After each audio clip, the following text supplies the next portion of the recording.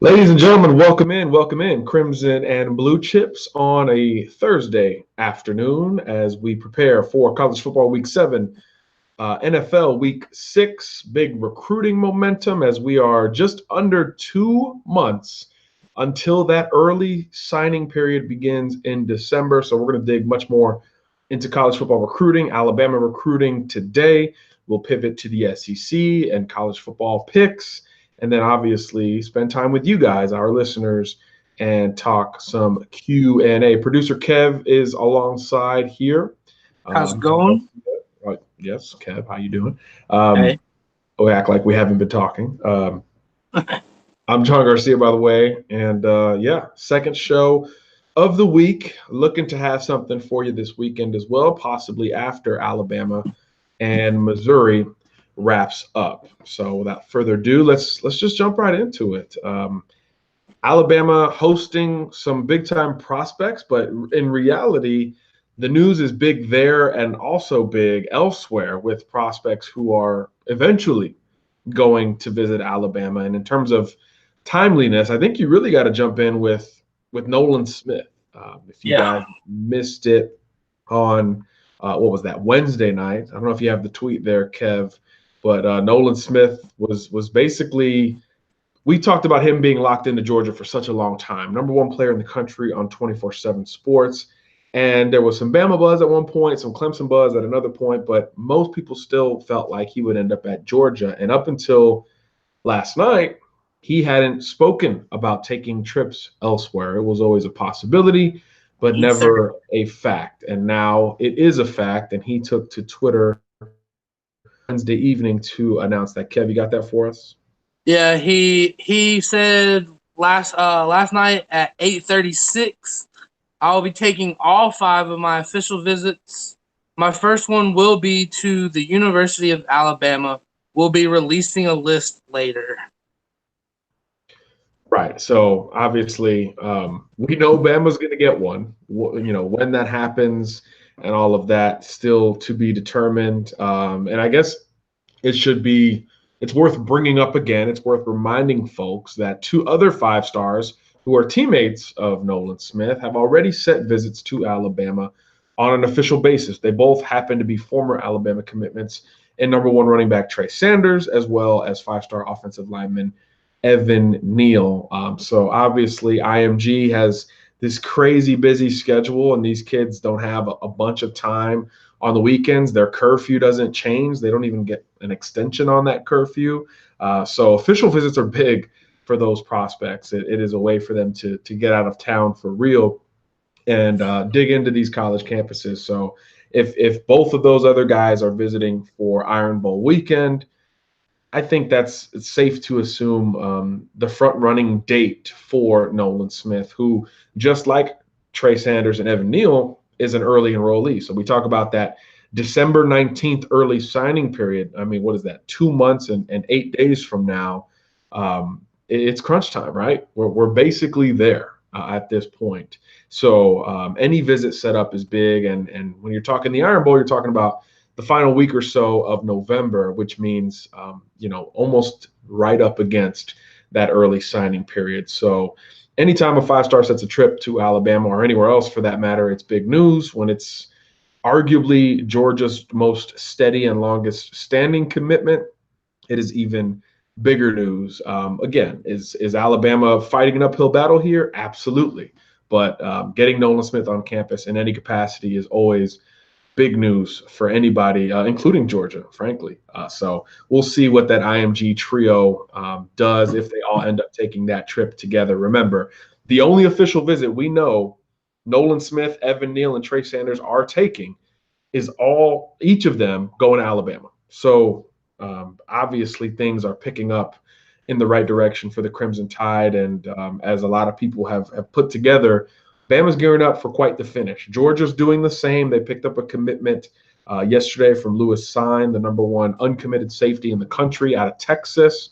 So Georgia's doing the Bama thing as well. Both of those guys will ramp up, and I suspect both would overtake Texas A&M at the top of the college football recruiting rankings. So Nolan Smith, official to Bama. We don't know the date officially yet, but the stars are sort of aligning for a massive Iron Bowl weekend, as it always is. But with his two teammates already setting that trip, it is safe to assume that that is the most likely date at this point. So Bama hosting a big weekend this weekend, but obviously the Iron Bowl will be a little bit bigger on the recruiting front.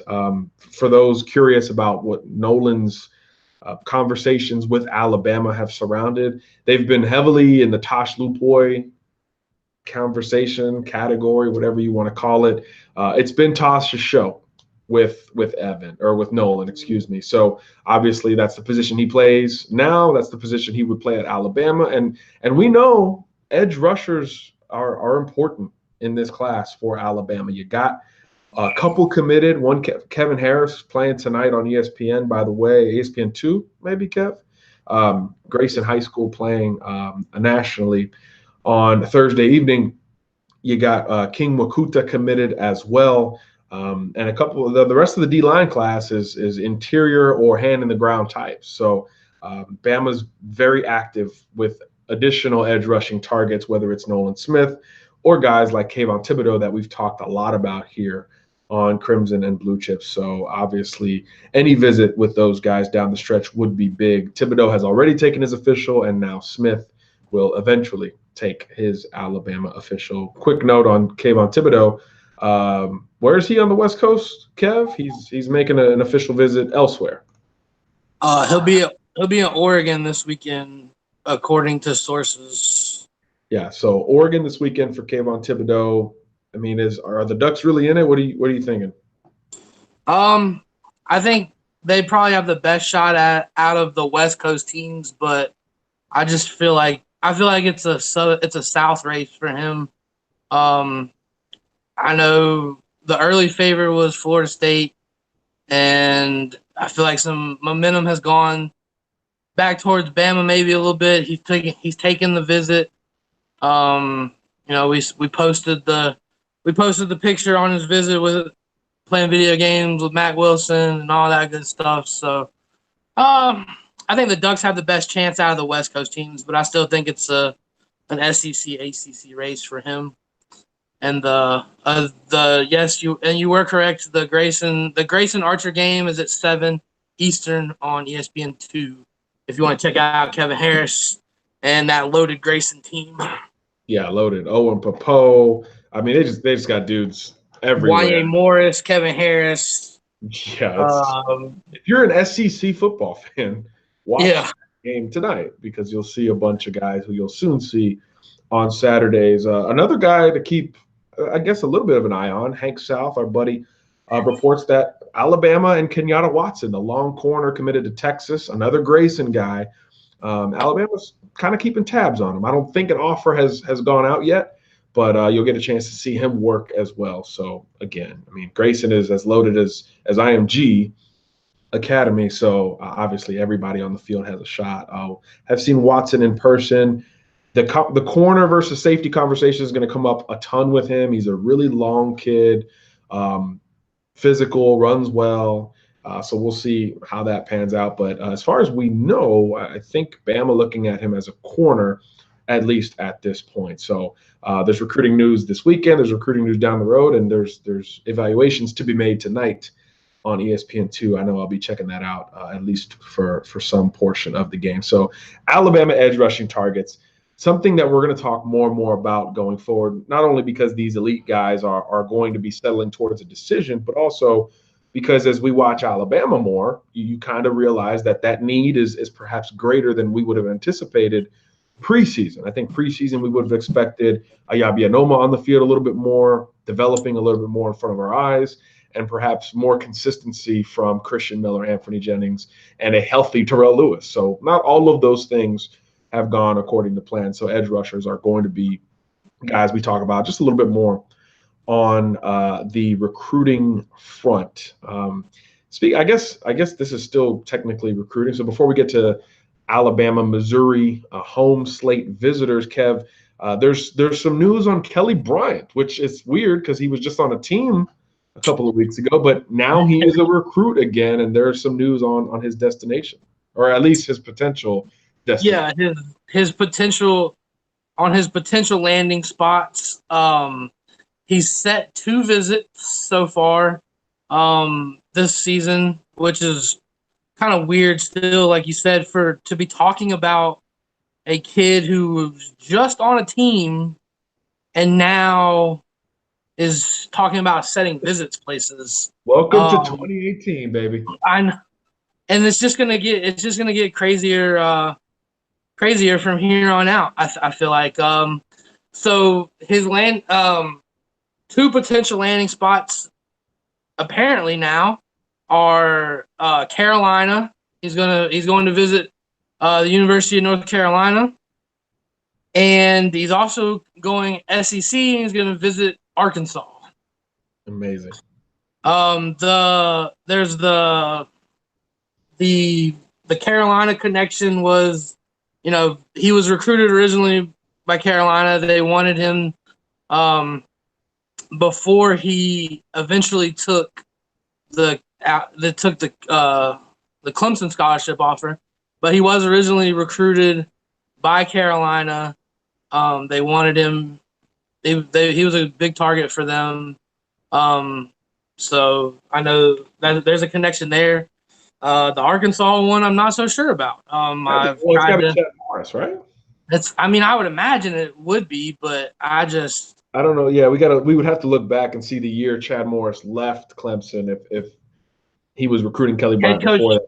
Head coach Chad Morris played a role in the early recruitment of Bryant to Clemson before heading off to SMU. His offensive system is tailor-made for Bryant.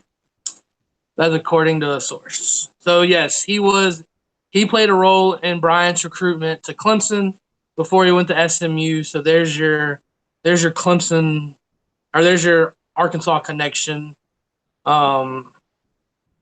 So yeah, it's big day for Arkansas. They also picked up the #1 tight end in the country, or at least uncommitted tight end in the country, and Hudson Henry, another one of the Henry brothers. It feels like I was about to say that's another Henry brother, isn't it? They're the new Allen brothers. They're just all going to Arkansas. Yeah. So Arkansas, big day on the trail for Chad Morris. I saw an Arkansas fan tweet that this is the best 1-4 team in America. Arkansas, baby. So wow. They're certainly having the best day of any 1-4 team with getting Kelly Bryant on campus and landing an in-state kid, but obviously the younger brother of a former first-round draft pick. So that's obviously always going to be a pretty big win for that crew. And it was cool because Chad Morris tweeted out a picture of the elder one spiking a football in a Los Angeles Chargers uniform. Again, these coaches can't tweet directly at recruits, but they can hit at it pretty darn close. So I thought that was pretty cool and pretty fitting that Chad did that one. Everybody knew who he was talking about, Hunter Henry as opposed to Hudson Henry. Those names are going to mess me up for years to come. But Arkansas with a big fish on the trail. Kev, what do you got? No, I was just gonna elaborate on the Kelly Bryant thing. In doing research on it, the top potential spots for him would be Carolina, Arkansas, East Carolina, because he was recruited heavily by Duke and Scotty Montgomery, who's now the head coach at East Carolina. Auburn is in there. Apparently, Colorado, Carolina are the top potentials for Kelly Bryant. But so far, he's only set the two visits: the Arkansas visit and the Carolina visit. So, how about Auburn creeping into this thing? I wonder how Bo Nix feels about that. I wonder how George Pickens feels about that. Gus has gone after transfers his entire tenure at Auburn. But everybody locally, and I spent a lot of time there. I'll be back in Auburn next week for a jersey presentation for Muhammad Diabate. But locally, everybody feels like Bo Nix is going to be that high school quarterback who is developed by Gus Malzahn, who helps buck the perception that, hey, Gus can't groom a kid out of high school. He needs him to make a stop or two first. But if they get Kelly Bryant, who's to say Kelly doesn't step in at Auburn next year, and it's just another, Gus got another transfer type of situation. So you wonder you wonder what that could potentially mean for a guy like Bo Nix, who we assume and we think is as ready as any of these class of 2019 quarterbacks to come in and compete immediately. Yeah, and some dates for the Bryant visits. He'll be at Carolina the 13th, which is this weekend as they play Virginia Tech. And then the following weekend, he'll be at Arkansas as they play Tulsa. All right, good deal. Maybe Arkansas can get that elusive second win under their belt. But hey, a big day for Arkansas, nonetheless. So a couple of notes there in terms of the last 24 hours that we've kind of run into. So Nolan Smith, 5-star, number 1 player in the country on 24/7 Sports, Georgia commit, visiting Alabama at some point. We think the Iron Bowl makes the most sense. Kayvon Thibodeau, the number 1 player on the 24/7 Sports composite, visiting Oregon officially. So those are some big edge rushing prospects in the news. Kelly Bryant transferring from Clemson. So that whole, I guess the notion of him coming back is gone, right? I mean, I guess he's not going to come back and back up Trevor. Not going to make that move. For Chase Bryce, right? Good for Chase Bryce. Good for Chase. Yeah, speaking of Grayson, right?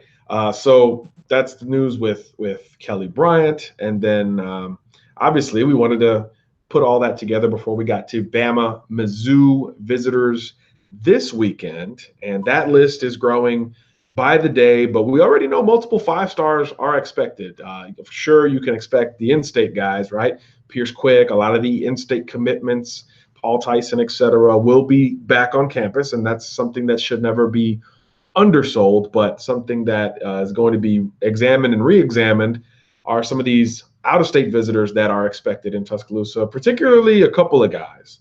Nakobe Dean, anytime he's rumored to be on campus, that is big news. We told you about that a little bit on Tuesday. Nothing has really changed on that front a couple of days later. So a lot of you guys, a lot of Bama fans out there, think he's maybe the most important recruit left. I saw Evan Neal discussed in that conversation. Some people think Trey Sanders in that conversation, Clay Webb, et cetera. But there's no doubt that Nakobe Dean is in that running, and it looks like he'll be back in Tuscaloosa again. Can't stress it enough. Every time he visits is big because he's already taken that official to Tuscaloosa. So every subsequent visit, I think, is another feather in the cap for Bama. And again, on the simplest level, it's another weekend that he's not at a competitor. He's not at LSU or the in-state Mississippi schools, Florida State or Georgia, who has held as much momentum as anybody with Nakobe Dean in the last month or two. So that's big news for Alabama. Of course, Georgia's on the road at LSU, but again, if Nakobe Dean would have visited Baton Rouge, then he could watch two of the teams in the running for him compete. As far as we know, Missouri, not one of those teams in the running for his commitment. So good for Bama to have all of his focus potentially that week. And remember, Mom is growing with her Bama fandom, or Bama acceptance, I should say, with her son potentially ending up there. Bama's doing well with a lot of moms. Clay Webb's mom's been on campus twice. Kobe Dean's mom's been on campus. Kayvon Thibodeau's mother traveled with him to Tuscaloosa. Full report from her on Bama Online. I won't spoil it, but it wasn't bad. Hank South has that story in case you missed it a couple of weeks back. So Bama recruiting, I guess, as it typically does, but no doubt that Nakobe Dean visiting is a big deal. And then a guy who we haven't talked a ton about, at least from the Alabama perspective, is Brian Breeze, who's the number 1 player in the class of 2020. So among junior prospects, this is the top dog. I believe both on 24/7 Sports as well as the 24/7 Sports composite. Another big defensive lineman. So you see where the priority level there is. 6'5", 290 out of Damascus High School in Maryland. And if nothing rings a bell, Maryland and that area should ring a bell as an Alabama fan, because now that is part of what's becoming quite the pipeline. That's becoming somewhat Bama territory. It's kind of weird to say, but Mike Loxley and company have done very well there. Tosh Lupoy helps in the Mid-Atlantic as well. And since this kid's a defensive lineman, Coach Cool, the D-line coach, is going to have some say in this as well. So he is expected to make a visit, and this is per him, expected to make a visit to Tuscaloosa this weekend. And the caveat is that he's only been once, but he was in town in the spring, I believe. So no game visit. So this will be his first Bryant-Denny experience. So that obviously is something that we would like to think, at least covering Alabama, you would think that's fairly unique, even though this kid's been to a ton of games. I believe he was at that whiteout game for Penn State, Ohio State a couple weeks back. But it's the SEC, right? It's supposed to be a different atmosphere. It's supposed to be a different animal. So we'll see how he receives that on Saturday. But either way, the number one player in the country visiting this weekend in 2020 and the number one player in 2019 setting a visit at some point on an official basis. Pretty good 24 to 48 hours there for Alabama on the recruiting trail. Again, Brian Breeze is the number one player among juniors, 32 offers, including Alabama. If you look at the crystal ball, Ohio State is the favorite, Penn State in there as well. But again, this kid has yet to visit Alabama for a game. So we'll see if that can change the conversation. We got to see him at the opening. Kev, I don't know if you remember watching this kid, but this is a one of these Antonio Alfano, he can rush off the edge, play inside type of guys. And he held his own as a junior at the opening. And we know some of the O-linemen at the opening this past year. You're talking Evan Neal, Pierce Quick, Clay Webb, Cardell Thomas, five-star type guys. Wanye Morris, who we mentioned earlier, who's on TV tonight. Cardell Green Kenyon Green out of Texas, who's a five-star committed to A&M. I mean, he got to go against the best of the best, and he held his own.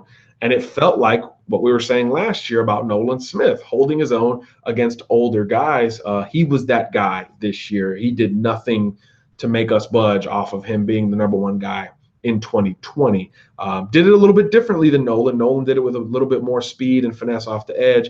Brian did it more on the interior and outside as more of a power guy.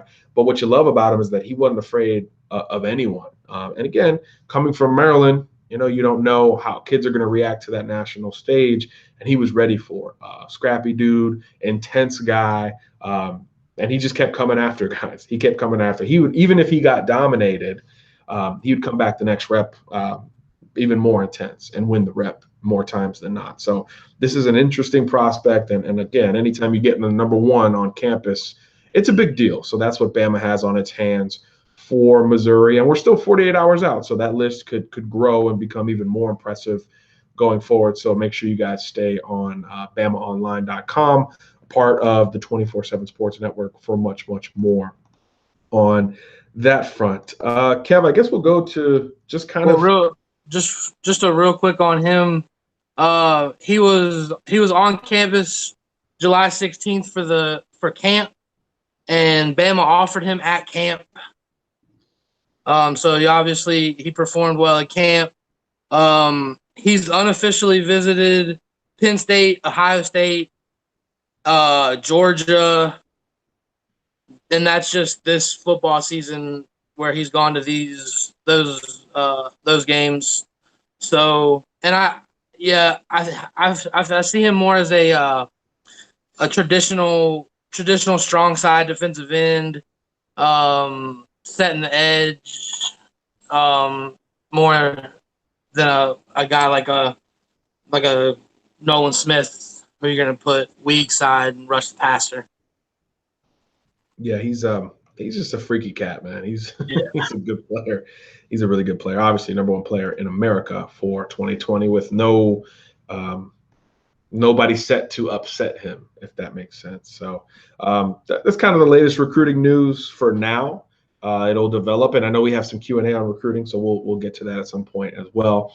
I was actually thinking about this Alabama class and kind of what drives kids towards certain schools. And obviously the pitch from Alabama is always pretty simple, right?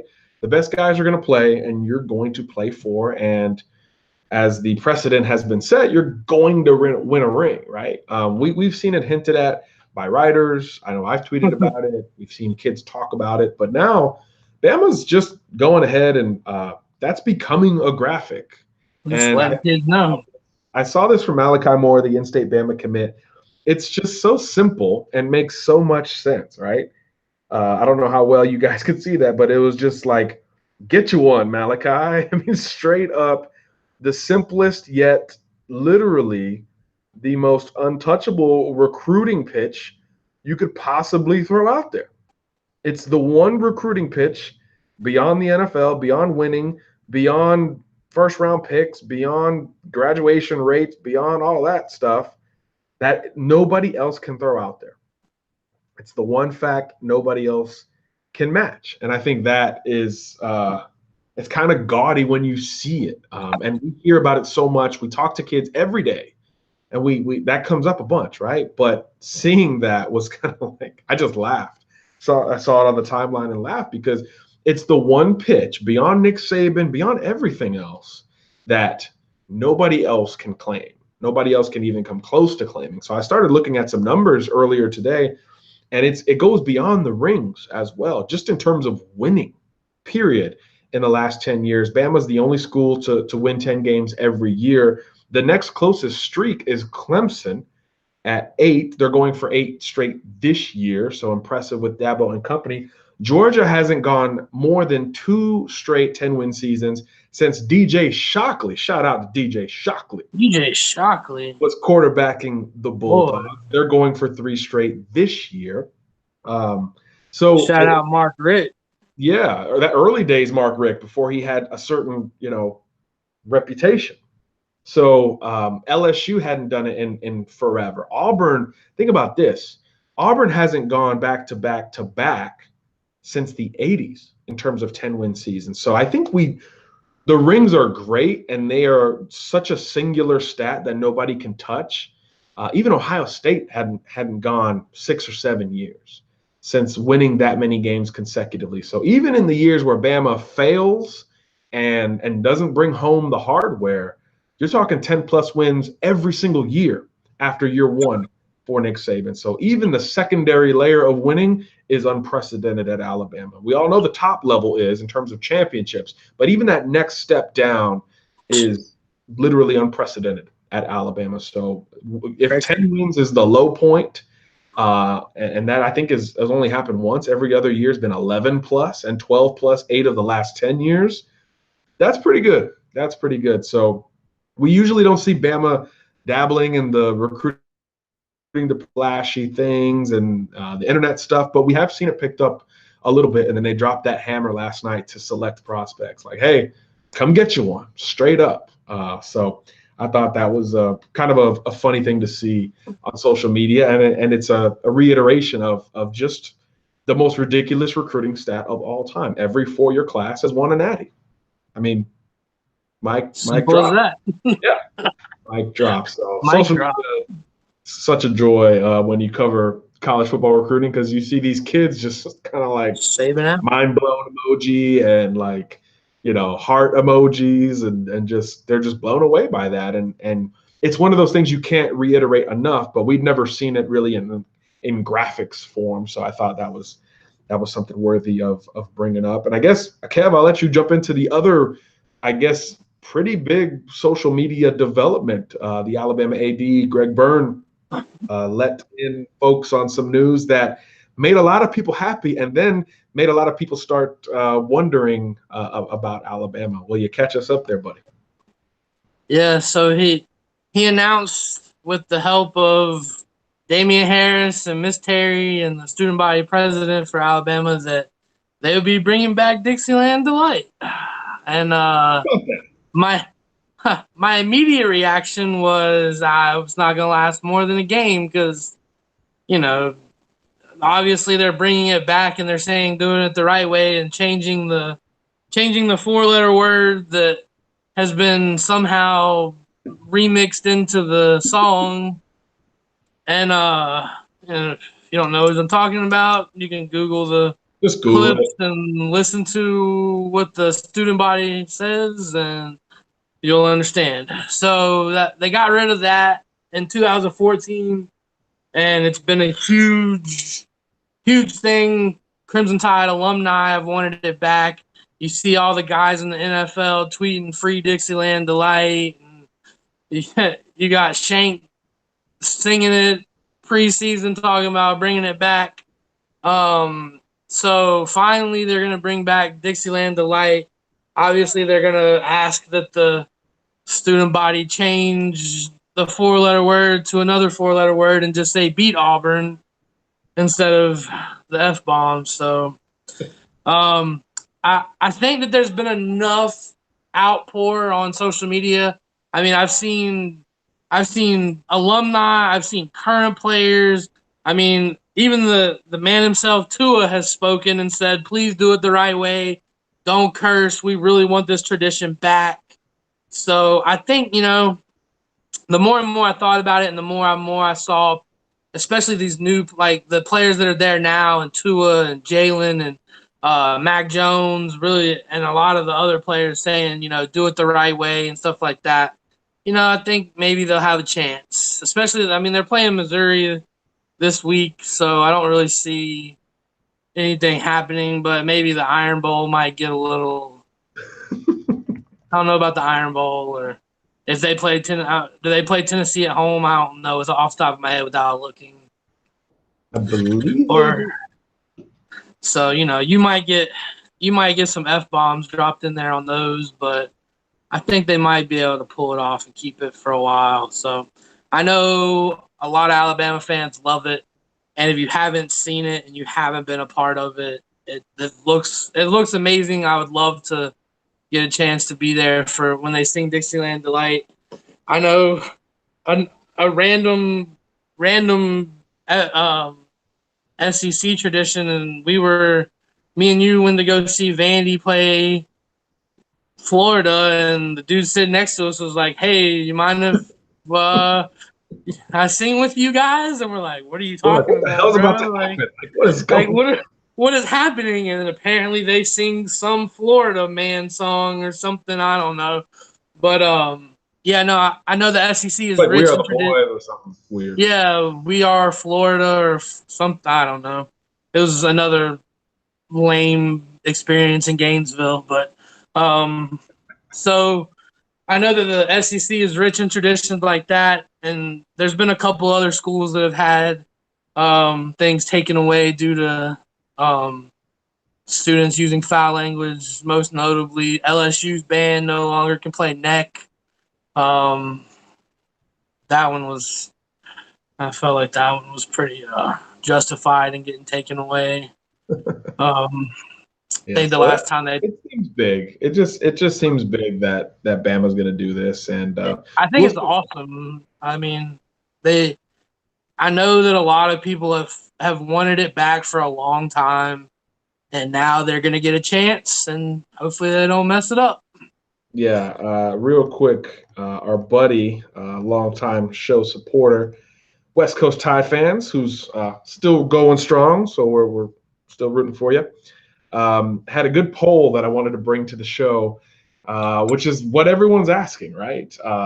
They said, will the crowd sing the right version of Dixieland Delight on Saturday, or will they still sing the remix? And obviously, the remix got 66% of the vote. So, and this is just the Missouri game. So I think the timing of this is interesting because if there's one game that Bama fans will want it for, it's obviously the Iron Bowl. That's in Tuscaloosa this year. Real quick, Tennessee is on the road next weekend. So not sure Okay. about it for the Tennessee game, but if there's a game where Bama fans want it, it would be the Auburn game. Or let me say this.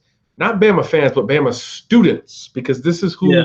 the target demographic for the social media campaign to say, simmer down, guys. Let's beat Auburn, not that other thing. So Pump your brakes.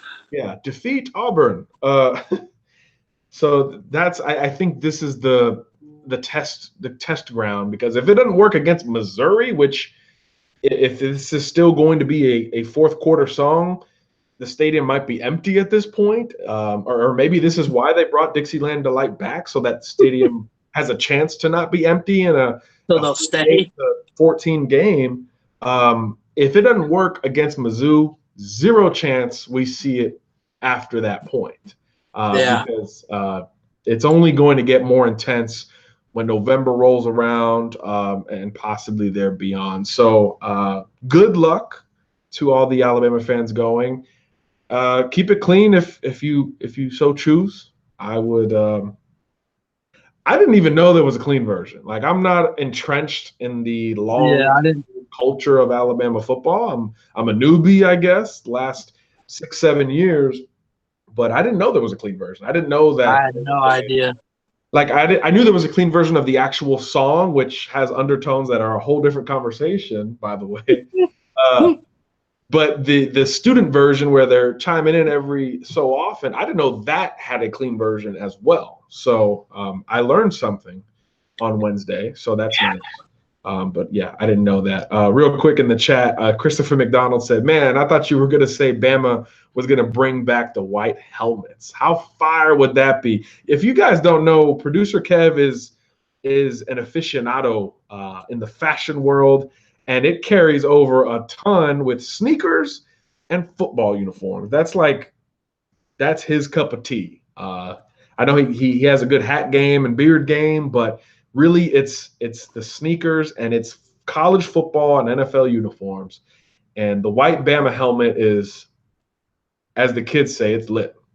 It's for an Alabama fan that likes uniforms, you're not gonna get anything flashy or anything like that. But the white helmet is like the holy grail of like that one time Bama or no, I'm sorry.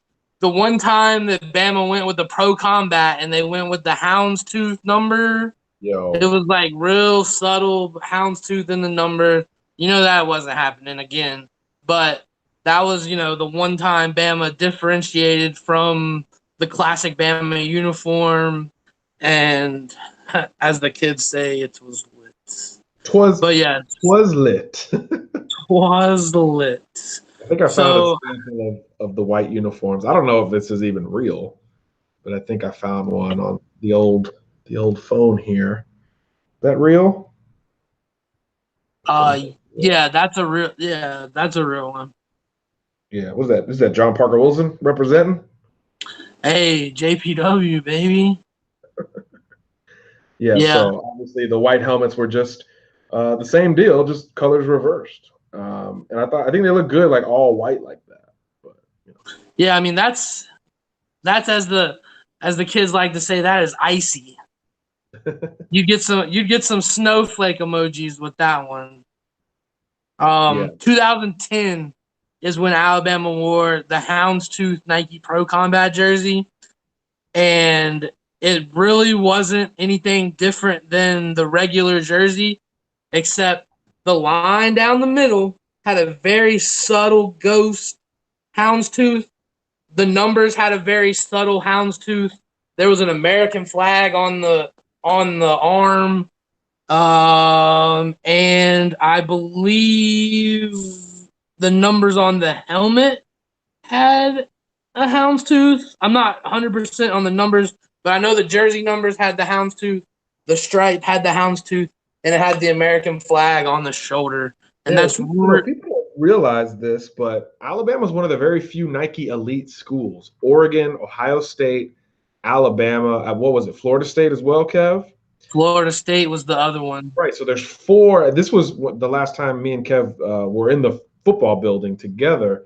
We were getting told by a person who's actually not on staff anymore, but there was only a few elite schools, Nike elite schools, and Alabama was one of them. So it's not like Bama doesn't have the potential to turn up.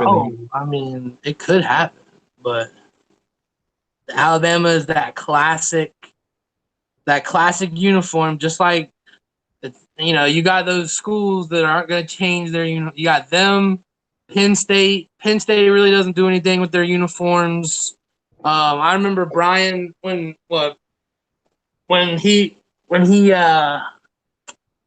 did he do? He added the names to the back of the jersey and people freaked out. So there's some schools that won't push the envelope when it comes to uniforms, but I feel like I can make a podcast just on uniforms. Yeah, you should probably start that.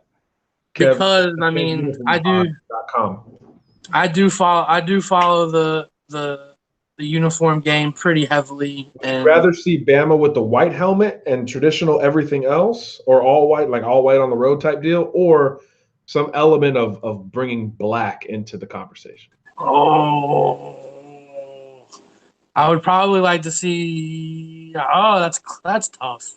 I'd like to see black in there. I'd like to see some element of black. But that all white, if they went all white on the road, white helmet, white jersey, white pants, call it the angel suit, that'd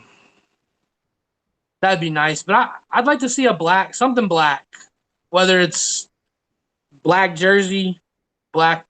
I don't know if we could get them to go all black, but probably not understatement. Yeah, so maybe he'll get old and he'll just start getting weird at the end, and it'll be like a Bobby Bowden scenario where you just kind of have to say, hey, Nick, maybe you can remember 2010, the same year that Alabama wore the houndstooth on the thing, is when Florida State wore the blood red with the black helmet. Man, good times. Those were good. Those are better times. Okay, real quick, off the top of your head, okay. Top 3 uniforms that are non-traditional, like other than the basic uniforms, top 3 that you've seen. So you can't go like USC Cardinal on top, gold on the bottom. They wear that every freaking week. Non-traditional lineup, top 3 uniforms ever. Go.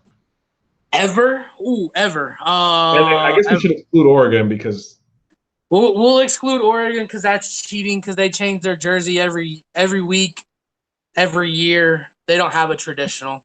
Top 3 would probably be Florida State's blackout. Not the one that they wear right now, the unconquered blackout. Oh, that was like 10 years ago or so? Yeah, with the feathering around the neck and the unconquered down the pants. I really, really liked Minnesota's that they wore this past weekend. I don't know if anybody saw it, but they wore the maroon, and inside the numbers it made up of oars, and they wore the chrome gold helmet. Fire. And then next one, number 3 would probably be green. Notre Dame when they wear green. Really? I don't know why, but for some reason I like Notre Dame in green. I thought you were gonna go TCU with the TCU with the big horn frog, the black helmet with the purple chrome horn frog with the blood. Fire. Yeah. Never mind, I changed that. Yeah. For me, that was up there. So we got some help in the chat actually because you guys are on it more than we are. 1984, the last time Bama wore the white, according to Christopher McCall. So thank you, Christopher. Lamar Miller says Bama will never wear black. I believe you, Lamar. Especially. Yeah, me too. I'm just hoping. Probably not. Yeah, I'm hoping. Yeah, so a lot of good stuff in the chat. We're going to get to some of those other ones in a little bit, Kev, but I guess we want to jump to the SEC. Do we want to jump to looking ahead to some of these games? Yeah, you want to take a look at the weekend? Let's jump in. All right. So again, we'll end the discussion with the Alabama game. And we will start with Tennessee at Auburn, noon kickoff. Auburn is the favorite. The over-under is 47, and Tennessee plus 15.5. All right. How about back-to-back nooners ahead for Auburn? It's a different time right now as the remnants of the hurricane are hitting my house. So if you hear a little bit of rain, I apologize. And obviously our thoughts and prayers are with everybody who dealt with Hurricane Michael and still may be dealing with it. It was bad here in the Tampa area, so I can't imagine up in the Panhandle or down in the Panhandle if you're listening in Alabama. It goes without saying that you guys are in our thoughts. But Auburn, Tennessee, man, how can you trust the Auburn offense at this point? Yeah. Auburn's offense has been very disappointing. Very, disappointing. We went over that a lot on Tuesday. So check back on that pod if you want to hear that again. But it's just been bad. So I think they win the game. I think they cover, but I don't feel great about it. I wouldn't put my dollars on that if I was gambling. So give me Auburn for the win, and they cover, but that under looks pretty good in terms of the point total because I don't trust either offense. But Auburn needs a dominant performance. That defense needs to bounce back. I think at least that side of the ball does bounce back. Yeah, I'm with you on that. Moving on to the next noon kickoff is going to be 14th ranked Florida at Vandy. And the over-under is 50.5. Vandy +7. You're gonna say Vandy's gonna score that many points? No, I'm taking. I've been on such an under feel vibe lately. I would definitely take the under there. Still don't trust Florida's offense. Vandy's defense is not what it used to be, but it has still shown some flashes. But I do think the Gators win this game by more than 7 points. We've seen them bounce back from an emotional game and get up for a big game. Now, this is kind of the final test in terms of the 3 phases of a college football schedule, right? An emotional game, a just old school big game, which they just won against LSU, and then the trap game. So Vandy almost got Notre Dame, so they shouldn't be sneaking up on anybody. But if Florida can pass this final phase of a football schedule, I think that they are going to be in the running for number 3 or so in the SEC. And I do think that they pass, and I think 7 points is nothing too scary to take Florida. What would you say the over-under was? The over-under, 50.5. You'd probably go the under there as well. Like I said, I've been on an under vibe, so let's ride with it. Yeah. 3:30 kickoff has the number 2 ranked Bulldogs of Georgia traveling to Baton Rouge to play the 13th ranked LSU Tigers. And the over-under is also 50.5 for that game. LSU +7.5. Ooh.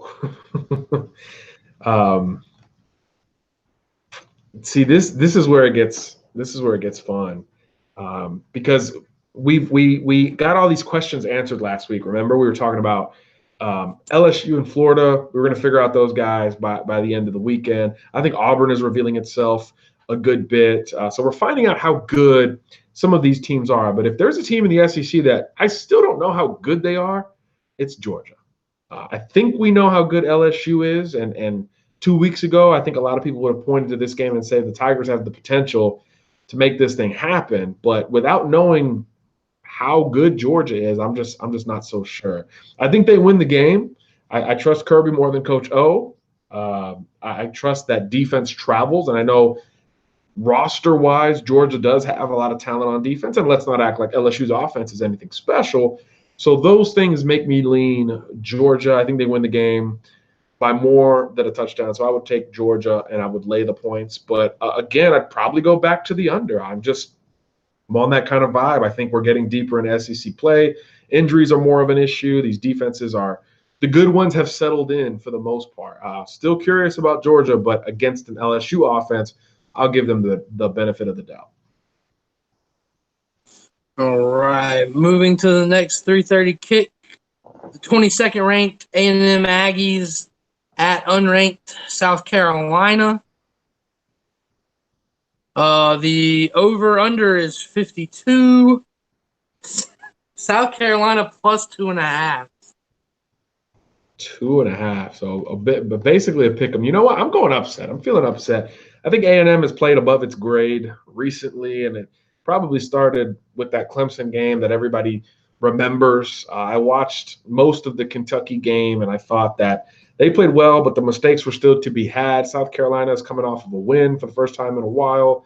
They've got some new life at quarterback with Jake Bentley out. I think they ride that wave a little bit. Give me that 2.5 that South Carolina is getting. A&M's not at Kyle Field, so it shouldn't scare anybody. So I'll go upset on this one. I'll go South Carolina, but I'll actually take the over. I think that there's going to be some points in that game.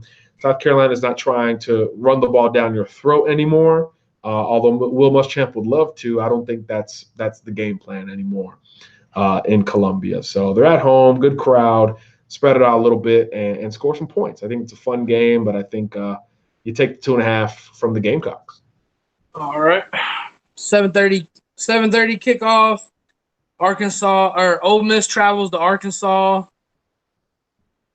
and the over under is 67.5, and the Razorbacks are +7. Oh man, you're killing me with these.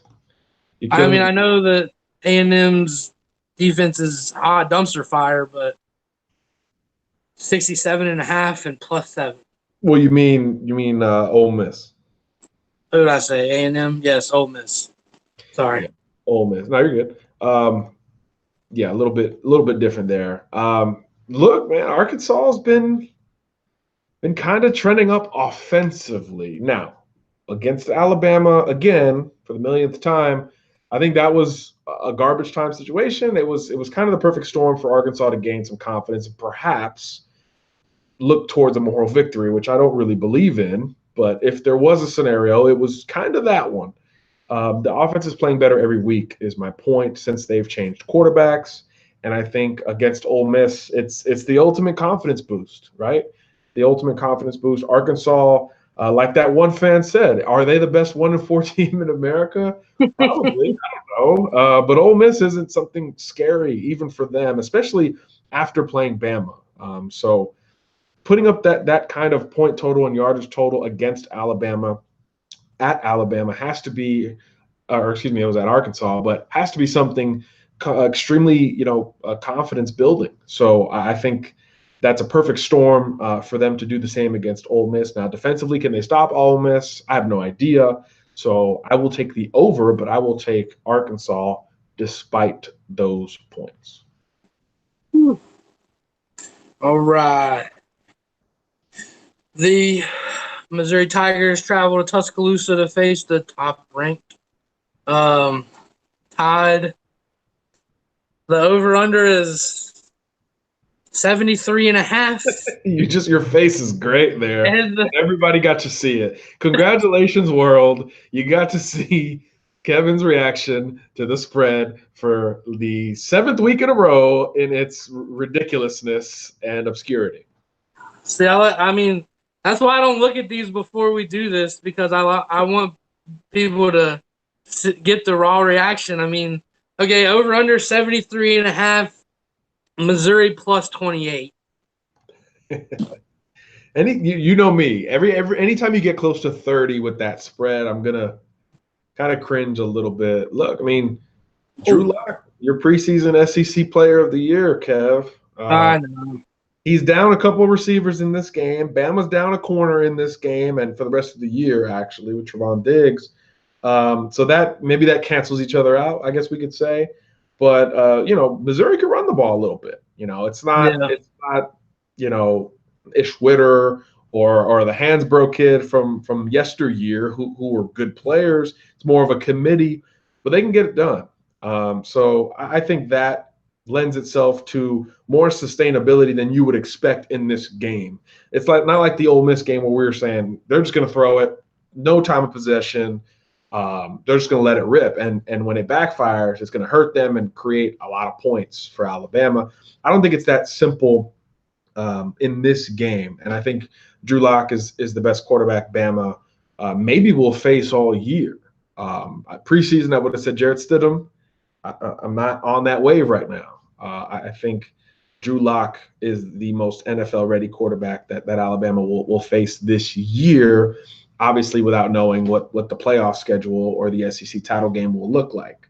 So no disrespect to Trevor Lawrence, Kelly Bryant, or I guess not Kelly Bryant, Jake Fromm, those guys. So with that said, this is the game that NFL scouts are going to watch. This is the game that Drew needs to make more money. So I think he does that enough. And I think that keeps it a little bit close.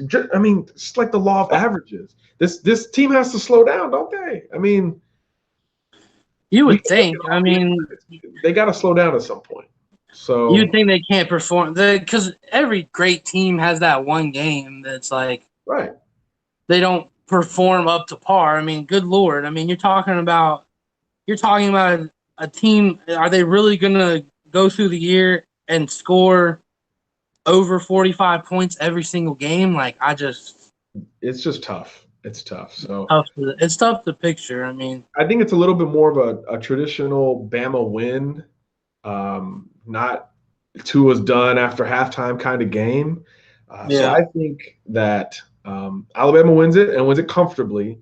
But I'm in the 21 neighborhood, so I could see 41-20 kind of game materializing. So that would put me under the point spread and not taking Bama, laying 4 touchdowns to Drew Lock. It doesn't make sense to me.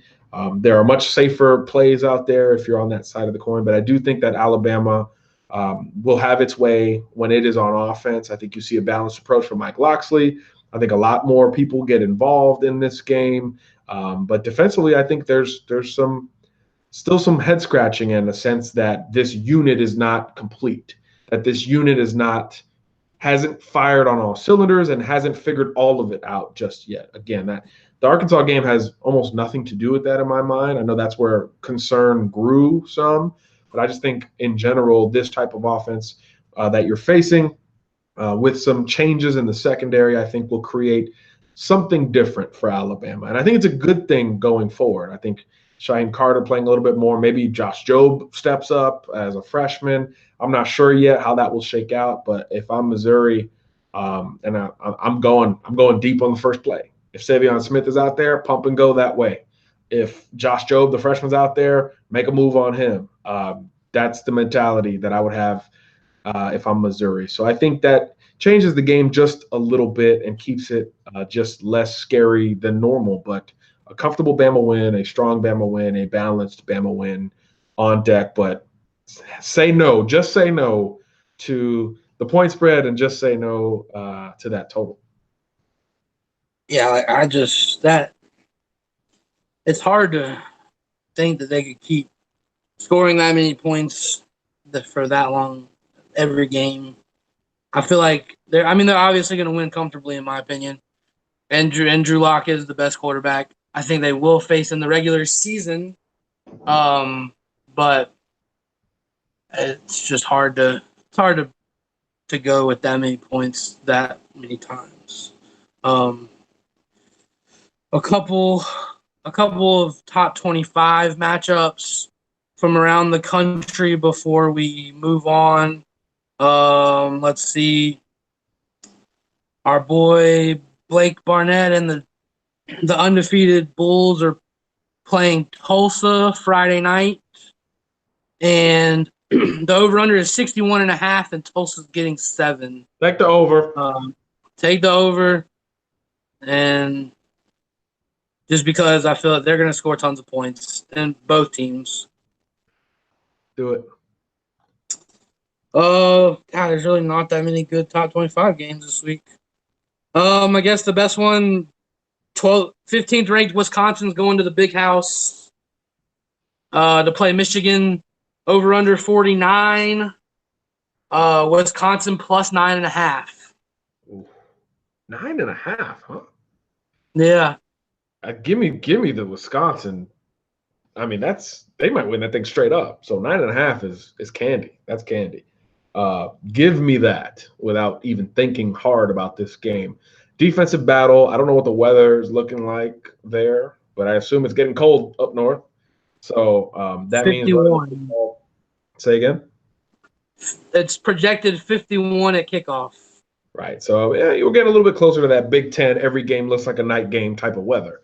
So I think that lends itself to Wisconsin a little bit. Good defense, good running game, and the Hornibrook kid, the quarterback.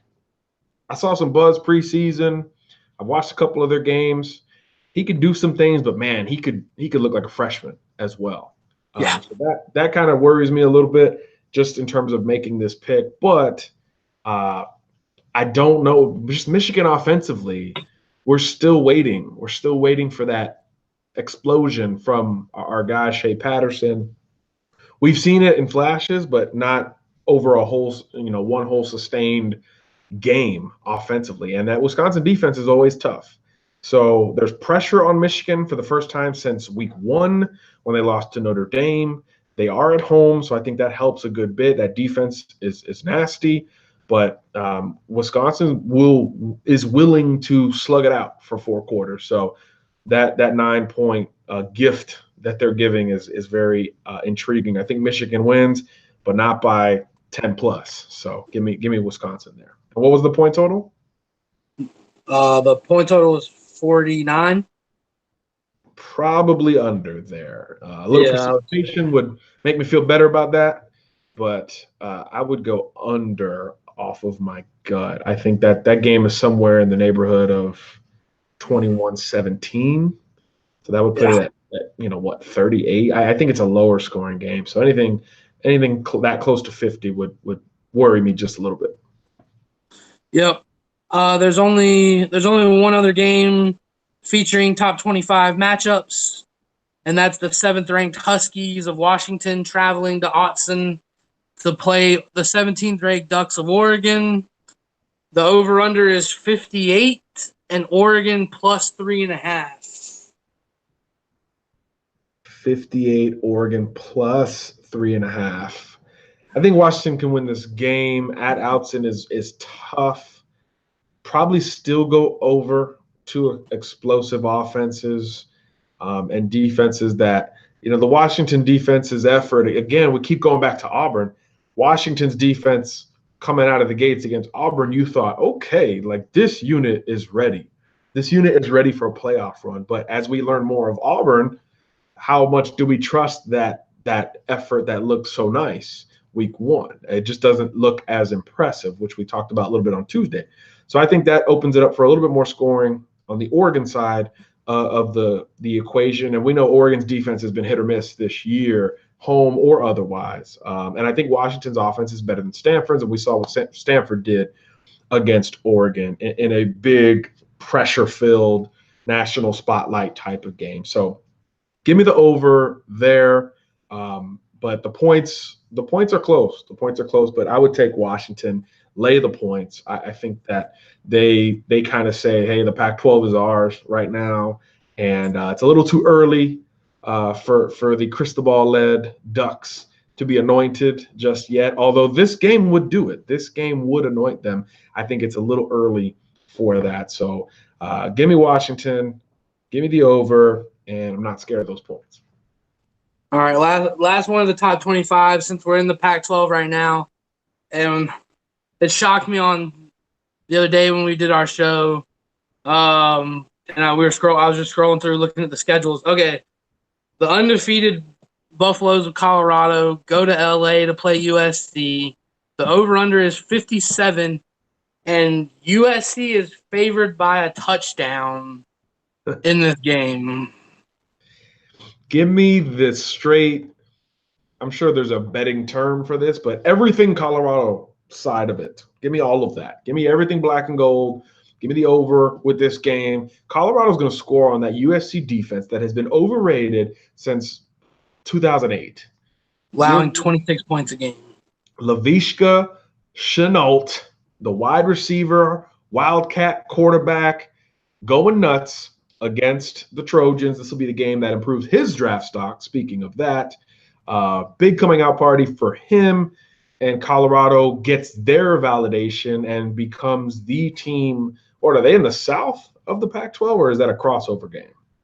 Forgive me for not knowing my Pac-12 division alignment geography. They're both in the south. Right. So this is Colorado's 2-1. USC or Colorado is 2-0 in conference. USC is 2-1 in conference. Right. So this is where I think they can take command of the South. USC should have had another loss in conference against Washington State. So give me Colorado. That's an obscure game. I don't know if USC those guys will get up for that type of game. You just don't know what kind of – they've dealt with injuries. They got a lot going on out there, playing a lot of young guys. Give me Colorado, experience, and this is their statement game. We thought it was Nebraska week 1, because it was the big debut for Scott Frost and all of that. But it turns out that was a game they should have won no matter what with how bad Nebraska's playing. So this is the statement game for Colorado. Lay the points, take the over, high-flying Pac-12 affair with the Buffs coming out on top. Yeah. Just a side note, your man Chenal Jr. has 51 receptions for 708 yards and 6 touchdowns this year. Yeah, and he's playing the Wildcat. Yeah. All right, so that's our look at the week, top 25 in SEC. We'll move now into question and answer. You want to answer social media, or do you want to get into the chat first? Let's keep it in the chat right now. We'll get to social there later. Yeah, we got a bunch of good stuff in the chat. Evan Neal is a beast. Yes, he is. That's facts. Not a question. All day. Who would you take out of Thibodeau and Nolan Smith? Yeah, we've had this conversation over the last year or so. I'm in the Nolan Smith camp. He's been my top player in this class basically since I saw him at the opening 2 summers ago as an underclassman. You could have made the argument that during that week he was better than Xavier Thomas, who was, the number 1 edge rusher in that class last year before Ayabi Anoma snuck in ahead of him there at the very end. So Nolan Smith has been a bad dude for a long time. He's known as an edge rusher, but I've seen him play twice at IMG this year. Dude is built for first down just as much as he's built for third down, and that's what you love about the kid. Born leader, and I think he has more room to put on than Thibodeau, who I think is a little bit closer to what his frame will look like at the end of his development. So I think there's a little bit more room to grow physically from Nolan. He's already the freakier guy compared to the two. So it's very close. You're talking about the number 1 player versus the number 2 player. So it's always going to be very, very close, but I'm in the Nolan Smith camp there. But Thibodeau is an edge bender, and he's a guy that if you get him instead of Nolan Smith, you're not disappointed. You're not like, man, there was a huge drop off. We really aimed higher for Smith. It's not that big of a gap between the two, but I think Nolan's a little bit freakier than Kayvon, and I think he plays better competition. He's a bit more of a leader, and I think he's a little bit more built for all 3 downs. I think Thibodeau is more of a pure pass rusher. All right. Yeah, I like that. I like this screen. I like this name. King of the Gump 86 asks, how do you feel about the defensive end from Georgia, Justin Ebogbe? Eboigbe. I always mess the name up. That's all right. It'll be all right. The Alabama commitment out of Forest Park. The poor guys, man, they haven't won a game yet this year. So it's like we talked about earlier. The championships are great, but, man, winning 10 games and having a guaranteed 10-game winning. Some of these kids just want to win. They haven't been a part of winning in high school. Yeah, that's a bigger deal than we probably let on, and that's kind of on us. But when you think of kids like that he's 0-6 this year, that's something that kind of sticks with you. But they're not 0-6 because of him. You don't have to see a bunch of his senior tape to say, holy crap, this kid is underrated, and he's a top 150 kid in America, and the unanimous reaction is he's underrated. So, as somebody involved in the rankings, I can tell you that he will not be 150 much longer. He's on the way up. He's just a dynamic guy, 6'5", 275, can put on weight and be a 3-tech, can stay in that range and be a 5-tech, and be a John Allen type guy. He's that good, that physical, that explosive, and he's still one who's a little bit more on the raw side. So once he gets the tech work, and Coach Cool is known for that. I mean, he's turning 3 stars into NFL guys at Missouri, right? So imagine that long-term process with Justin Eboigbe. He's having a heck of a year, and I'm a big fan of his. If you were ranking the Bama commits in terms of just against each other, he's a top 5 guy in the class, maybe even top 3. I think Alfano's in that conversation as well. Those two have had those holy crap senior years and they're just over halfway through. So there's still room to go there. So big fan of Justin Eboigbe. He's a monster piece of this class for Alabama. When you think of Bama losing the entire starting front, which they could if Quinnen Williams declares early, and he's been the best player on the defense all year, so it's possible.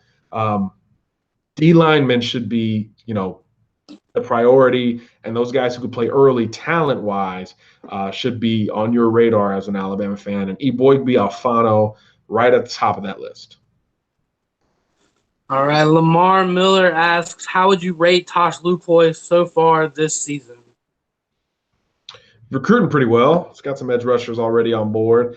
But I assume Lamar Miller, first of all, I assume you're not the Texans running back and former Miami Dolphins and Miami Hurricanes running back. But I think Lupoy's called good games. If you look at the Arkansas game, you say 30 points and all these yards, and you're wondering what the heck is happening. But I think there was a lot of blown assignments in that game. We saw Dylan Moses taking the wrong shoulder in one of the big runs, approach when you're filling the gap.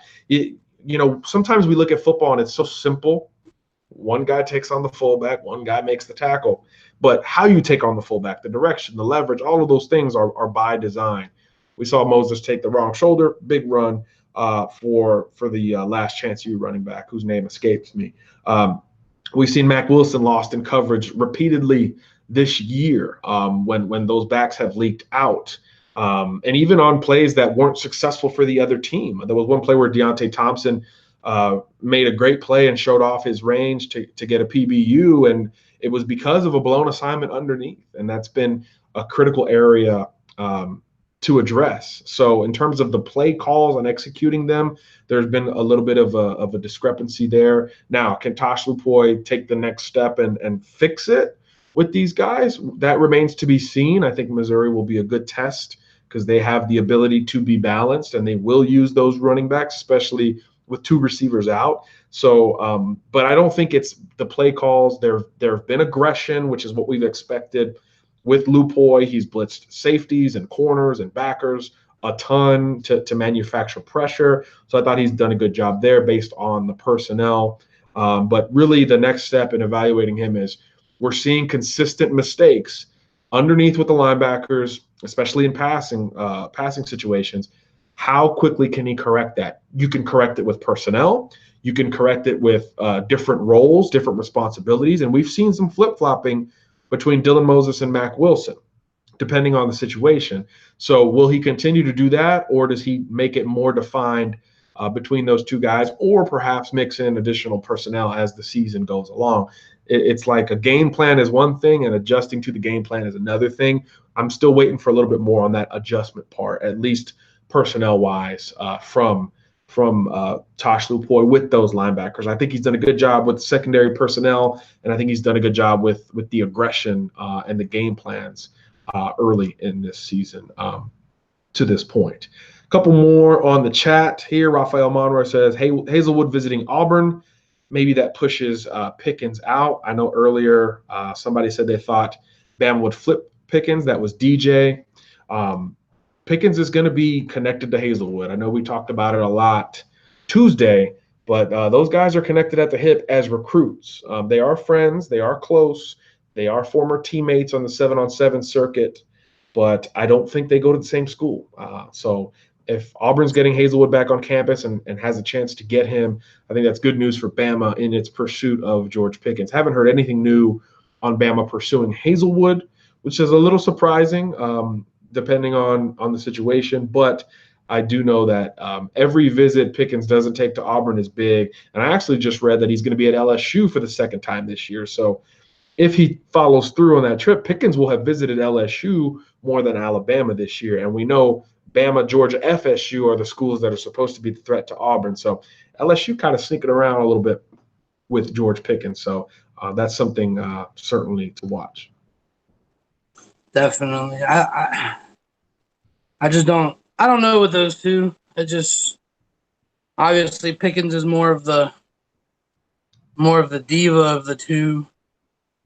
I just feel like he'll probably play out his recruitment a little bit more than Hazelwood might, but Who Yeah, knows? that might be a February deal there. Yeah. Well, especially since Pickens isn't going to be an early enroll. Right. And real quick, Wandell Robinson, the other receiver we've talked about, in the last 24 hours, he has reposted his commitment date, November 1st. So 3 weeks away or so between him picking between Alabama, Ohio State, a couple other guys. Nice. Can you break down Lewis, the JUCO linebacker who recommitted? I think he's referring to Jordan Davis, who recommitted. Yeah, Jordan Davis. Yeah. Yeah. Jordan Davis, another edge player. I think he's a little bit more built to be a hand in the ground guy. I scouted him a lot coming out of Mississippi, or he's from Mississippi, coming out of the state of Tennessee last cycle. Remember, he was an Under Armour All-American with Ayabi Anoma, with Nicholas Petit-Fier. So I was in the trenches every day filming for 24/7. So I got a very close look at him, and he flashed. He flashed for sure. Fairly athletic kid, bigger, longer, still growing into his body. So it makes me think he's a little bit more built to play with his hand in the dirt because he's not. I mean, he was going alongside Anoma, so maybe that skewed things. But he's not the most freakishly explosive cat off of the line. And remember, Bama signed Anoma last year, has Kevin Harris committed right now, who is an explosive off the line guy, and is looking at Nolan Smith and Kayvon Thibodeau, more guys who are freaks off of the line of scrimmage. So I think Bama's looking for more interior guys who can still rush the passer. So I think that is a bit more of where Jordan Davis is at home. Big fan of him as a person, by the way. Has gone through a lot. Single mother household is only the beginning of that conversation. Going the JUCO route, recommitted to Alabama, but he was never going to he wasn't going elsewhere unless Bama was going to initiate that. Big fan of Bama. The kid got red braces as soon as he committed. And what I loved most about him is at the Under Armour game, after the week, I was just talking to him, shooting the breeze in the hallway. And we were talking about Nicholas Petit-Fier, who was the number 1 offensive tackle last year, who ended up signing with Ohio State. And Jordan said, I can't mess with this dude. He's too good. But he kept fighting to get in front of that kid. He kept fighting to take reps against that kid because he kind of wanted to get his ass beat so that he could find out ways he needed to get better. And one of the ways he wanted to see how he could get better was to mess with Ayabi Anoma. Look at his stance. Look at how he comes off the ball. So you have to like kids who know where they're at and want to get better. So going JUCO, I'm sure, is a whole different level of experience for Jordan. But he's got the foundation to be a pretty solid pass rusher. Again, not the most explosive guy in the world. Not going to set any testing records, but a good athlete, a long athlete, legit 6'5" kid, probably 240 or so right now. I think he'll play at more of a 265 hand in the dirt type in years to come. So it'll be interesting to see what year he comes out at. Is he going to be a guy who can come out this year, or is he more of a 2020 recruit, which is kind of what I'm hearing at this point. So I need to look deeper into that, but a good player, very familiar with Alabama, and a fan favorite type of personality. All right, Raviel Monroy asks, who's the next 5-star to commit? Well, seeing no 5 stars are really close, I think you got to wait till December for that. And the running is going to be a big boom or a big disappointment for Bama all at once. Clay Webb, Evan Neal, Trey Sanders, Nolan Smith, for that matter. These guys are all going to have their final decisions in around the same time. So I wouldn't expect anything before that point from a 5-star guy. Again, Wandell Robinson is now deciding November 1st. Could Clay Webb visit somewhere and pop? Maybe. Can Trey Sanders visit somewhere and pop? He said he could. So that's good news considering the only visit he has scheduled is the Iron Bowl. So maybe next month at the earliest, but I certainly don't expect it anytime soon. Evan Neal seems very far off from a decision in talking to him. And Nolan Smith says he's going to take all 5 visits, and Bama's just getting one of them. So if that's the case, then he's got a lot of trips to make before making a final decision. So I don't expect anything until December. That's the Nakobe Dean territory. as well. So that's kind of where things are with those 5-star guys. A couple 4-stars could pop sooner, but if you're looking for 5 stars in this 19 class, you're gonna have to wait until the lovely month of December. Agreed. There are a couple in there that could just those random cats like Clay and Trey could probably fall into that category too a little bit. Trey Sanders can pop tomorrow to Texas. For all we know. Yeah. So, I mean, let's see. Is there a 2020 recruit that would be in the top 10 for this year? Ooh, it's a good question. Let me jump over to the 24/7 rankings here for a second. Is there a 2020 recruit that would be in the top 10 this year? Let's see. I mean, the Brees kid, who's the number one player in 2020, I think would absolutely be in that conversation. If you're looking at this 2019 group on 24/7, I would probably take Brees over Travon Walker, who's a Georgia commit. I'd probably take him over Dax Hill as well. So that's already 2 guys in the top 10. And one guy in the top 10 in 2019 who he reminds me of, I should have brought this up earlier, is the Purdue commitment. Yes, Purdue has a 5-star committed in George Karlaftis, 6'4", 260. They were both at the opening, and I mistaked one for the other multiple times. Not just because they're big white kids, but they're big white athletic kids who can come off the edge and can also come inside and make plays. So I mistake their games for each other in addition to their look. So I think he could be in that conversation. And we have Karlaftis as the number 9 prospect on 24/7 Sports. So I think Brees could be in that conversation. Savell Smalls is a really good edge rusher from Washington. He's number 2 in 2020. I think he would crack the list. I'd take him over Owen Popo. I think Popo is a little bit limited in terms of his skill set as a linebacker. Again, top 10. So we're talking about the best of the best. So I'd probably bump him out of there for Savell Smalls. And then you got to go to quarterback, right? DJ. Yeah. DJ. Kev, you want a shot at the last name? Nope. We'll go with Uiagalelei. Uiagalelei, yeah. I would put him in there. He's the best quarterback regardless of class. 6'4", 240. This is his first full year as a starter, and he's getting better every game. St. John Bosco, where he plays Mater Dei tomorrow. So I don't know if that's a nationally televised game, but somebody will be streaming it. So probably check that out to get a good gauge on just how good this kid is. He would be in the top 10 somewhere. I mean, again, Dax Hill wouldn't be in my top 10. Popo wouldn't be in my top 10 if we were combining classes. So I think there's room to get DJ in there. Brew McCoy, I think, is a little high for 24/7 Sports as well. He's wide receiver, outside backer for Mater Dei, and I think the position questions with him make me think that he shouldn't be ranked as high because he wants to play receiver. So if he was just a wide receiver, I'm not sure he would be rated higher than Jaden Hazelwood. He certainly wouldn't be for my money. All right, moving on. Who do you think will be the next just the next commitment? Not 5-star, just next commitment for Alabama. Well, you never rule out underclassmen making visits. So with taking that group out, 2020, 21, et cetera, I mean, I think you got to look at Robinson, right? 3 weeks from now, making a decision. He was ready to make it as soon as today, per some reports.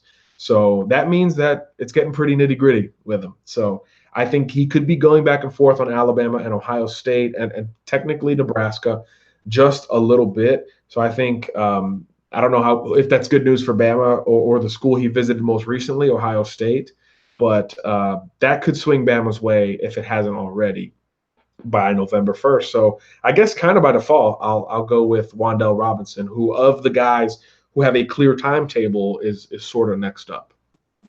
All right. Is there a take with Wan'Dale's commitment? I would say yes. I have no elaboration. All right. Why does Auburn get 5-star receivers? Don't know. It's a good Yeah. question. It's funny, Hazelwood, again, he's one who has literally to my face, this close to me, said, I'm watching these offenses. And he decommits from Georgia, who we can all agree has had better passing success than Auburn this year. It obviously goes beyond that. There's a ton more going on behind the scenes, but on the surface, it's kind of crazy to think about. But Auburn has been a long-standing school for him. And the caveat when you talk about the offense there is that his 7-on-7 quarterback, Bo Nix, would be the guy in theory. Now, if they get Kelly Bryant, maybe Hazelwood's turned off completely. But as it stands right now, Bo Nix is the future of Auburn quarterbacking and the passing attack. So that is a huge asset for either Nix and or Hazelwood, whoever Auburn ends up with. That's going to be the key there, building that class with those two guys, one receiver, one quarterback. Those guys know Bo extremely well. They're obviously going to be in the same class, so they would have at least 3 years together. So it kind of works well for the future. But that said, he still says he's watching 2018 very closely. So I wonder how Auburn's going to come out against Tennessee. Tennessee's got a decent secondary, so I would like to see how they come out. I would hope, and we've been asking for this for weeks, I would hope he opens it up a little bit. And if there's ever a reason to open it up, it's for confidence, and it's damn sure for the number one receiver in the country visiting your school. Let's see. Will Bama ever sign a tight end better than OJ? No. No. Simple answer, no. No. Which of the Bama commits right now will decommit? Do you mean as in decommit or get dropped? We'll say Rashad Chaney and probably leave it there, and we don't have to say much else. Or Tanner Bowles. Maybe Tanner Bowles, possible. We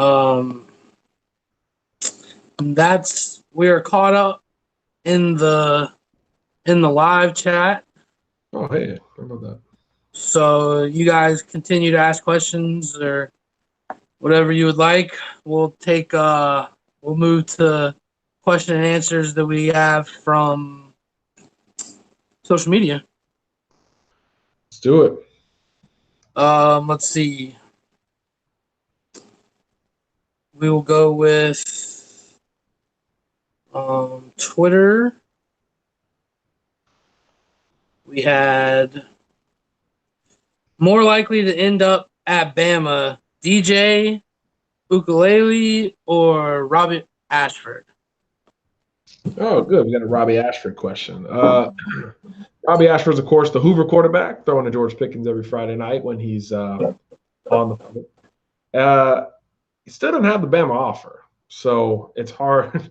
DJ does, Robbie doesn't. So as it stands right now, you have to literally go DJ no matter what. But it's very clear that Robbie Ashford is the more likely addition once he gets that offer. One, because it will sort of signal a bit of Bama not giving up on DJ, but that is a heavy race that is coast to coast. Clemson, Ole Miss, Oregon, USC, name a team, they're in it for DJ. And Clemson has held a lot of the buzz along with Oregon on the West Coast as far as my last check. The point is that Alabama hasn't held a ton of that buzz. He did visit early this year, but Bama took a quarterback soon thereafter with Carson Beck. So the 2020 quarterback recruiting is going to be interesting.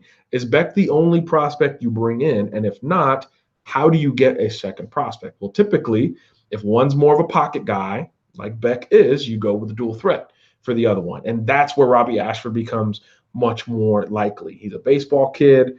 I don't think playing day one is something that is a requirement for him. Heck, I mean, look at the schools that Robbie's looking at. Auburn, which is going to have Bo Nix. Clemson, which is going to have Trevor Lawrence. It's not a very clear path. So I don't know if that's a big priority for Robbie, but he did grow up a Bama fan. He's visited multiple times this year with mom. So if Bama decides to offer him, one, it signals the passing of the torch with the board a little bit from DJ to Robbie. And two, it means Bama's going to take another quarterback. And I don't know if Bama's made that decision yet. I don't know that. So patience is going to be a virtue for Robbie if Bama is a school he really wants to hear from. And the good news is I think he's not in a rush to make a decision. So right now you got to go DJ because he has the offer. But down the road, you expect Robbie to probably get that offer, and he becomes much more likely. All right. Our friend of the show, Cameron Timothy, on Facebook asked odds that Dixieland delight last 2 games. I think I'll stick with my answer. I think enough of the people have spoken. Current players, former players.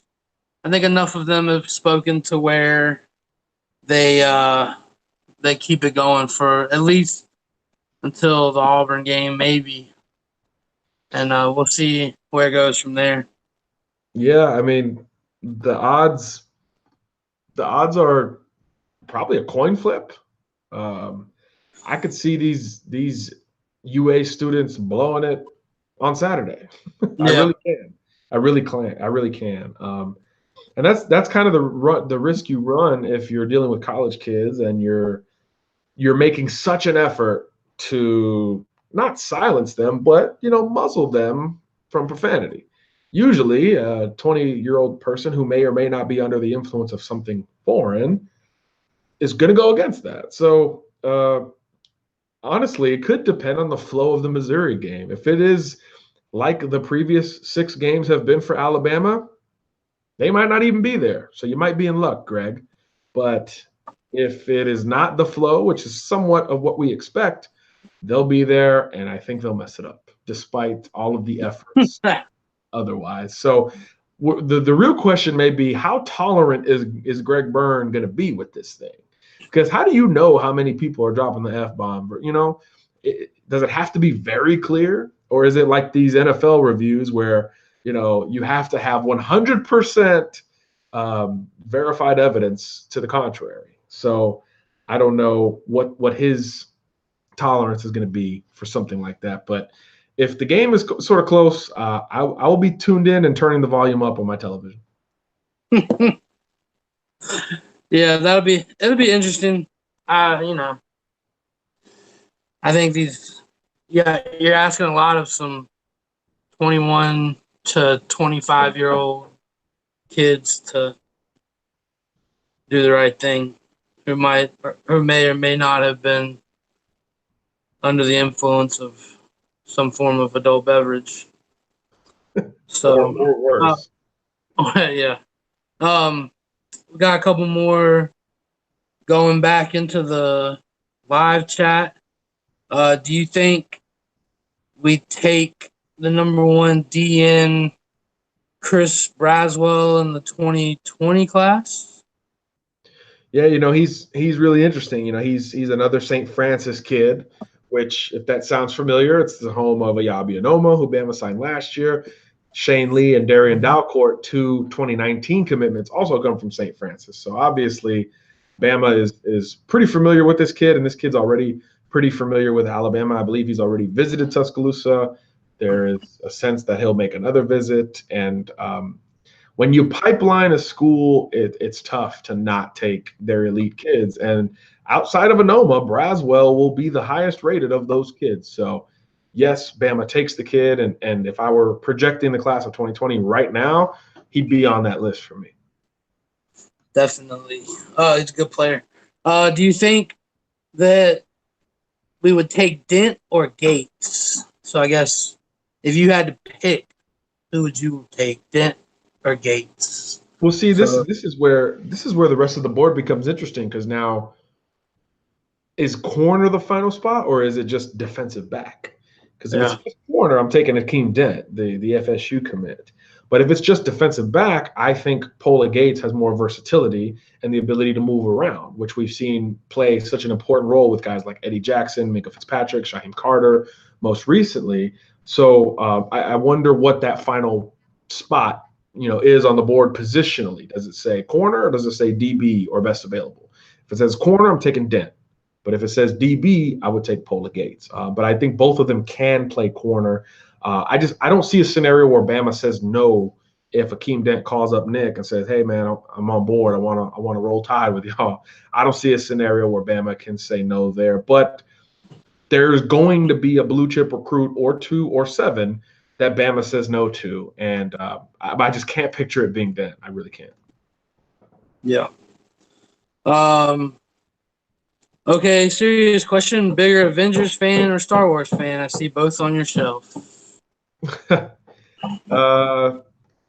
I think that the Star Wars deal, oh yeah, you can see it. Yeah, it's got some X-Wings over there, a little TIE fighter action. The Star Wars deal is more long-standing because of how popular they have been forever. It seems like, certainly my whole life. But I would say more recently, I've been more focused on the Marvel crew. Yeah, so long-standing Star Wars, but if both were out right now with the very latest movie, I'm probably going to go see the Marvel one first, or probably just won't pay for that second movie and see both and eat a lot of popcorn and be fat. Yeah. Do you think we have a chance with Nakobe Dean or Henry, or possibly both? Who was the second one? Henry? Doesn't specify. I think he means Lakia Henry, the JUCO linebacker, maybe. Bama was in it for him. I believe he's committed, isn't he? Let's see. I think he made a commitment recently. But either way, I think Nakobe Dean, Lakia Henry's committed to Tennessee. So by default, Nakobe Dean's going to be the guy, regardless. He's arguably the number 1 prospect on the board.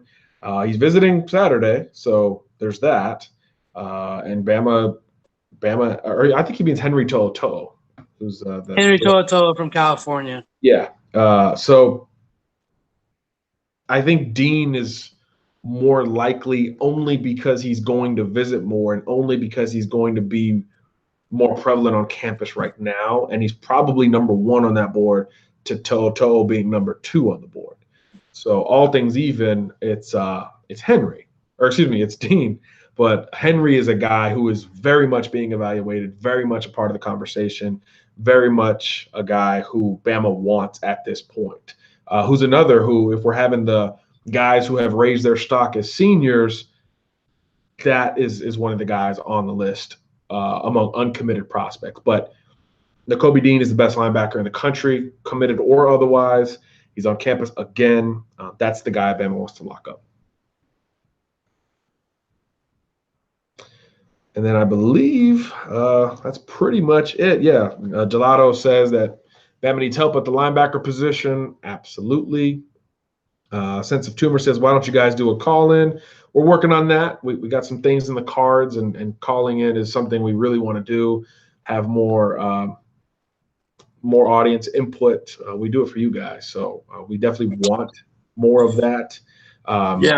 If you had Google Hangouts, you could just jump on here with us, but we want to have a phone element to the show. We did it a little bit when we were using Skype as our recording platform, but we're obviously not using Skype right now. We have to kind of plan that a little bit better. That's sort of on us. Kev, they're asking about calling in and joining us. Yeah, so what we're talking about doing and what I try to plan on doing with that is obviously if you have YouTube accounts, which you all do because you're logged in and you're typing to us and you're watching our video. So really the only thing that we would need to do is we would need your Gmail information, and you would have to download the Google Hangouts app, and it's free in the App Store and in the Google Play Store. And we'll try to experiment with it coming up soon. We've done it when we've had Bama fan Dave on the show with us. It's a really easy process to do.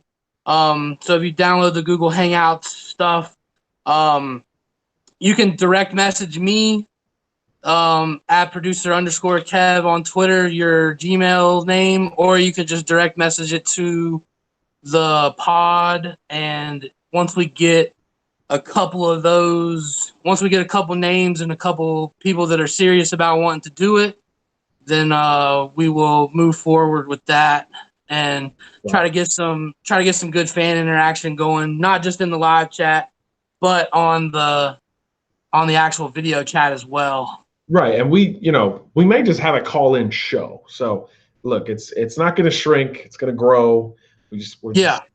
As somebody told us today, we just need to be a little bit more organized with it. That's something. Well, it's hard to be organized sometimes when you get little things running around in your camera shots. And... Oh yeah, let's wrap it up. I mean, Collins Roberts, future producer Kev, future producer of Crimson and Blue Chips. You want to give a shout out? You want to sign us off? You want to say hey, say I love football. Say I love football. No, not today. Nope. Camera shy. That's fine. That is the future producer of this fine program. All right, this is gonna be this is our legacy for our future right here. So once again, guys, we appreciate you tuning in. We had almost 40 viewers in here for majority of the show. I think that that's gonna break our watch list for a live show. I know that. And the amount of time that we were here, the amount of time you guys stayed with us, we appreciate it.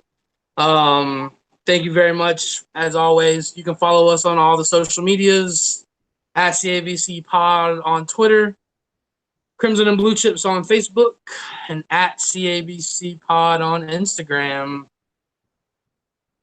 John, I'll let you sign it off. All right. Not gonna take that away.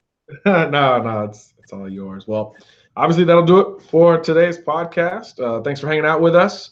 We'll look forward to the weekend. Again, travel safe if you're headed down to Tuscaloosa. And maybe we'll jump back on here after the next Crimson Tide win, or definitely after a loss if that happens, for sure. Oh, definitely. Yeah, so thanks, everybody, for hanging out. We'll be back here in a couple of days. For Producer Kev, I'm John Garcia Jr. God bless. CABC out.